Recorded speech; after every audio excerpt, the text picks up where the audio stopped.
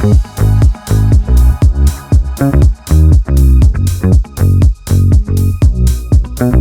suis le docteur Chevalier Chancel Géraldine, j'ai 38 ans et j'exerce dans le pôle de santé de Montmirail dans la Marne, donc une commune rurale depuis 9 ans.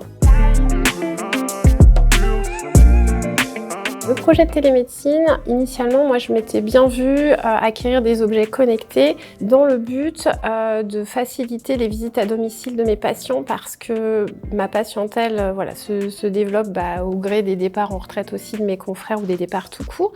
Et puis j'étais de plus en plus embêtée avec ces histoires de visites dans la mesure où on passe vite. Finalement, 1 heure, 1 heure et quart pour faire une visite. Donc du coup, on est passé de le médecin doit se déplacer et faire tout seul à je demande à un professionnel de santé de se rendre à domicile. Et moi, j'ai plus que le créneau consultation visio à récupérer sur mon emploi du temps. C'était vraiment l'objectif de gagner du temps sans perdre en qualité de soins. Alors les patients, finalement, ils n'en sont pas informés, mais du coup, quand ils en ont besoin, ils voient comment ça se passe. On a plutôt des retours positifs. Les patients, une fois qu'ils ont compris comment on fonctionnait et que j'étais vraiment derrière cette consultation, qu'ils étaient accompagnés à domicile par l'infirmière et qu'à l'autre bout de l'écran, même s'ils ne sont pas très familiarisés, finalement ça passe tout seul. J'étais au bout. Du coup, ça les rassure. C'est vraiment pas un souci. Ils s'adaptent, ils prennent le mouvement, ils trouvent que c'est plutôt une bonne solution.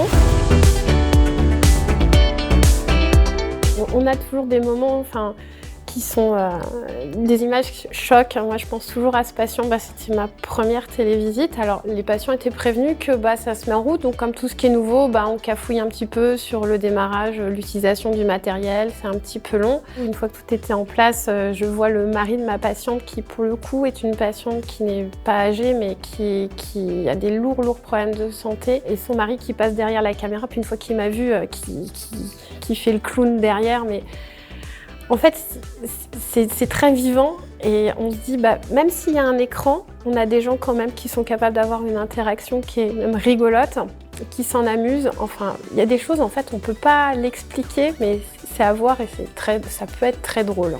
Pareil pour les patients qui partent en vacances. Ça m'est arrivé de faire des visios avec eux sur leur lieu de vacances.